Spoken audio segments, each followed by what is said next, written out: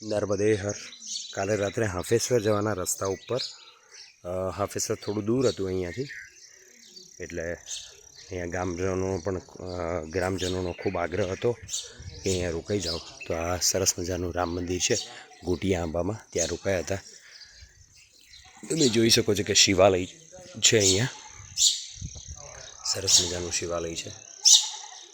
એની બાજુમાં એ લોકોએ વિશ્વનાથ અવધૂતની મૂર્તિની સ્થાપના કરી છે. ગામમાં વિઠ્ઠલભાઈ રાઠવા, કાશીરામભાઈ, વચનભાઈ, રમેશભાઈ, આ બધા લોકોએ ખૂબ સહકાર આપ્યો છે. ખૂબ ભોજન પ્રસાદનો આગ્રહ કર્યો હતો. વિશ્રામ પણ બહુ સરસ થયો છે. જય શ્રી રામ, જય જય શ્રી રામ, જય બજરંગબલી. એકદમ દિવ્ય અલૌકિક પહાડોની અંદર નયનરમ્ય દ્રશ્યો છે અને ખૂબ જ સુંદર વાતાવરણ છે. આ નર્મદા મૈયાનું જે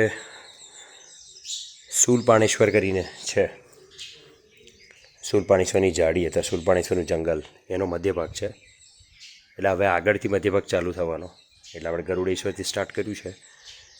ત્યાં સરસ મજાના પહાડો પણ છે, નાના નાના ડુંગરો કહી શકો તમે, એવી રીતનું છે. બહુ સરસ છે, ખૂબ જ આનંદ આવે છે.